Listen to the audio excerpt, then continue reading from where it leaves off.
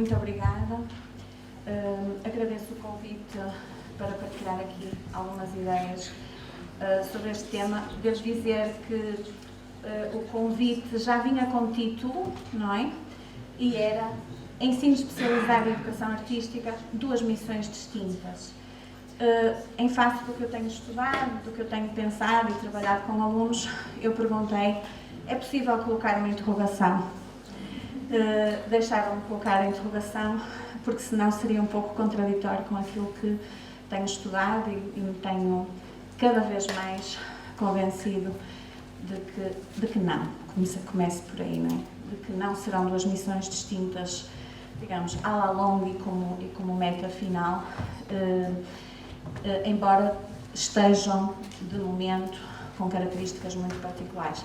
E é essa a ideia base que eu, em muito pouco tempo, gostaria de partilhar aqui com vocês. Porque é que eu acho que não são duas missões distintas e porque é que eu acho que o ensino especializado e o ensino dito genérico ou generalista ou geral não podem estar de costas voltadas e têm que estar muito articulados, e não estão.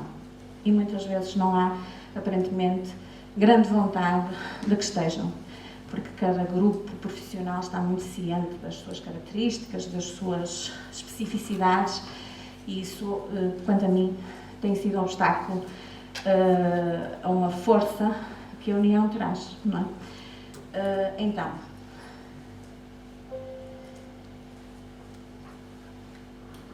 eu tracei aqui a agenda em 3 breves pontos. O primeiro é um título de um artigo que escrevi, que depois poderão consultar, que é esta frase muito simples. E se explicássemos bem o que significa especializado? Estamos num encontro de ensino especializado. O que é que torna um ensino especializado? Ou especialista? É porque os professores são especializados? É porque os instrumentos que se tocam são mais especializados que os outros que não são especializados? É porque os xilofones são generalistas e os pianos e os violinos são especializados? Às vezes vamos entrando, como quem entra num comboio, a fazer as coisas e esquecemos muitas vezes de perguntar o que é que faz com que um determinado ensino possa ser chamado de especializado. E é uma pergunta que vale a pena fazer.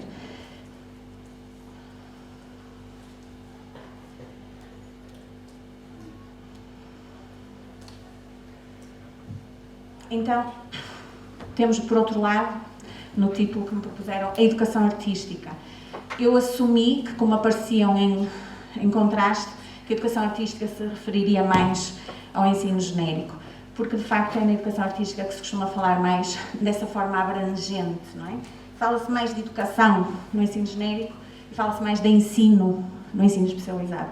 São palavras muito fortes, mas creio que todos os professores hoje, com toda a formação que têm, sabem que é de educação que tratamos nos 2 ramos de ensino.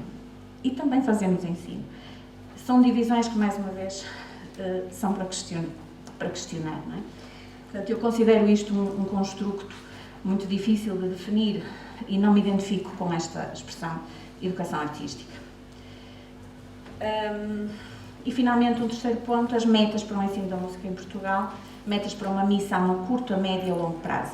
A mim interessam-me, sobretudo, as metas de longo prazo, porque muitas vezes perdemos nas de curto prazo, naquelas que queremos defender agora, logo e rápido, e temos é que perceber se essas de curto prazo estão na direção certa para as de longo prazo que nos interessam, porque senão nunca mais lá chegamos, não é? Então, o que é o ensino especializado? Se nós tivermos a consciência de que ele pode mudar muito ao longo dos tempos, talvez estejamos um bocadinho mais disponíveis para o questionar hoje, não é? Antes da criação do Conservatório de Lisboa, o ensino especializado era o que era feito por monges, era o que era feito por religiosos, era o que era feito nas catedrais, era esse o ensino especializado, não havia outro. É muito diferente do que temos hoje, portanto não devemos ter medo que ele possa mudar. Se mudar para melhor, bora lá, como se costuma dizer, não é? E muda, sobretudo, numa questão de democratização, e era essa a tónica que eu queria dar aqui, não é? É que nós muitas vezes chamamos de especializado aquilo que é raro, aquilo a que não temos acesso. E é só por isso, se calhar, que ele é especializado.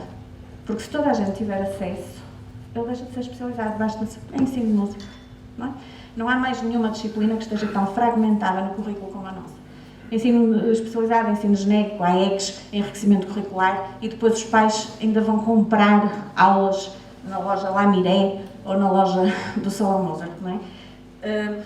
Então, trata-se aqui de um ensino cuja característica principal é ser raro e é, no espaço de 186 anos, só nos terem surgido 14 escolas. E quais são elas? São estas. Estes números da laranja são o tempo de anos que demorou cada escola a aparecer depois da anterior.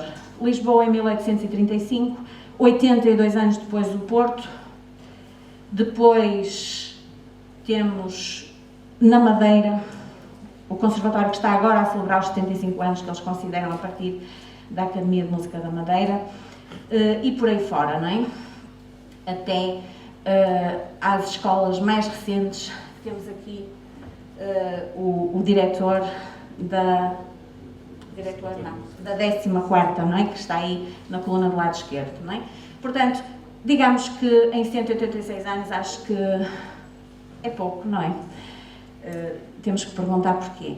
Mas mais grave do que isto, é que se as pusermos no mapa, nós temos 4 escolas especializadas em Lisboa, 2 em Faro, uma em Braga, uma no Porto, uma em Aveiro e uma em Coimbra. E o resto dos distritos que também pagam impostos, pagam as aulas nas escolas particulares e cooperativas, não é? Portanto, em termos de justiça distributiva dos impostos, temos dito. Aqui são, portanto, temos 10 escolas no continente, 13 escolas nos Açores, em Ponta Delgada, Angra do Heroísmo e Horta, e depois temos no Funchal. Mas a Madeira tem algumas lições para nos dar. Nós muitas vezes somos muito continentais e esquecemos das ilhas. A Madeira tem 14 escolas e polos. E eu pus aqui um madeirense muito feliz com isso, porque eu também gostaria de me estar a rir desta maneira. Eu acho que eles devem ter assim um espírito combativo e disseram, eles têm 14, então também nós vamos ter 14. E como se não bastasse, aqui estão elas. Não são simplesmente uns polozinhos em qualquer lado. Este é o Conservatório do Funchal. Temos o Polo do Bom Jesus na Travessa de Nogueira, o Polo de São Martinho também no Funchal, o Polo da Levada no Funchal, o Polo de Machico, o Polo da Ribeira Brava, o Núcleo de Câmara de Lobos, o Núcleo da Ponta do Sol, o Núcleo da Calheta, o Núcleo de São Vicente, o Núcleo de Santana, temos que ir para a Madeira todos, o Núcleo da Camacha, o Núcleo do Caniço e o Núcleo de Porto Santo. Então vamos à educação artística no ensino genérico. Eu sei que tem pouco tempo, mas não vou ser rápida. Para o ensino geral, como agora se chama desde o decreto de 55, não é? Basta a mescla e a indefinição. Isto é uma opinião minha, claro, mas posso dizer que é razoavelmente fundamentada. A educação artística aparece sob a capa da interdisciplinaridade, projetos curriculares integrantes, que é uma coisa muito linda e romântica, e depois temos realmente todas as pontes que são tão bonitas, não é? Que se podem fazer com os colegas da literatura, com os colegas das artes visuais. Eu vou ser sarcástica porque estou a envelhecer e o sarcasmo acomete-nos. E então, não tenho nada contra os projetos integrados, só tenho pena que eles sejam usados como capa para não se investir no ensino e para não se dar às crianças o que elas merecem, porque que eu saiba, as que estão nos conservatórios não têm nada de diferente das que estão nas escolas genéricas. Nós é que gostamos de achar que sim. É mais simples, não é, do que investir no ensino. Depois, projetos integrados, que é coisa que as pessoas sisudas dos conservatórios não são capazes de fazer, claro que não. Pronto, então, a educação artística no ensino genérico, ou geral, ou o que se queira chamar, é muito fragmentada, não é? Que educação é esta, fragmentada, lacunar em vários ciclos, sem professores habilitados, sobretudo no primeiro ciclo, não tem professores habilitados, é sempre professor generalista, disfarçada de integração curricular e interdisciplinaridade, não é? Quem é que acredita que pudéssemos defender uma educação científica, integrada, interdisciplinar, feita de complementos e enriquecimentos e fazendo desaparecer a matemática, as ciências naturais e a física e a química. Vamos lá, nessas disciplinas não se mexe, mas nas nossas vamos integrar.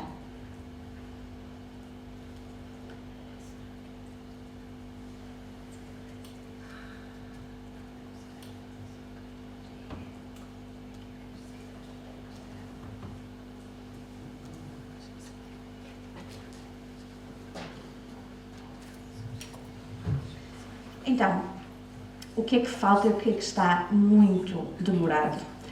No decreto 310/83 já se falava de coadjuvação e dizia com esta clareza toda que aqui está. As escolas de música também poderão ministrar o ensino de música para crianças que frequentam o ensino primário ou a educação pré-escolar, vejam lá, em termos a regulamentar por despacho do Ministro da Educação. Eu pus aqui a foto do Ministro, porque há 38 anos que estamos à espera para ele poder regulamentar, mas de facto está prevista a coadjuvação no pré-escolar, não é só no primeiro ciclo, é no pré-escolar também. E é preciso ver que estas coisas já acontecem nas escolas privadas, porque os pais, quando podem pagar, pagam. Mas muito se fala de mercado, mas na hora H de ver o que é que esse mercado quer, não dá jeito, não é? Fica caro. No 344/90 a mesma coisa. Na educação artística pré-escolar, a sensibilização da criança para o ensino artístico é feita pelo educador de infância, sempre que possível com o apoio de professores especializados. Sempre que possível é uma palavra fantástica para os governos. Portanto, não haja ilusões quanto às razões no ensino geral, sobretudo no primeiro ciclo, não se falar de ensino de música, não se falar de ensino de drama, não se falar de ensino de artes plásticas e se falar muito de professor generalista, de educação artística, de interdisciplinaridade e de projetos curriculares integrados. O ensino genérico, geral ou das massas evoluiu do canto coral para a disciplina obrigatória de educação musical com docentes de um só tipo de formação. E aqui quero alertar, e estou-me a aproximar do final, que nós tivemos um período de cerca de 30 anos único em que a formação de professores foi dividida. Porque antes de 1985 foi quando foi criada o primeiro curso de ensino superior da Universidade Nova e que depois foi logo seguido pelos politécnicos. Até aí, toda a formação de professores era a formação antiga dos conservatórios.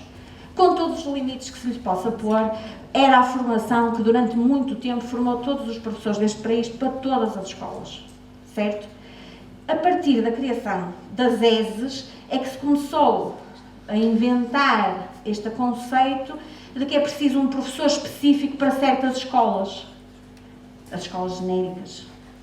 É uma especialidade, é uma especialização em generalismo, estão a perceber? Então, tivemos 30 anos deste tipo de formação até hoje, não é?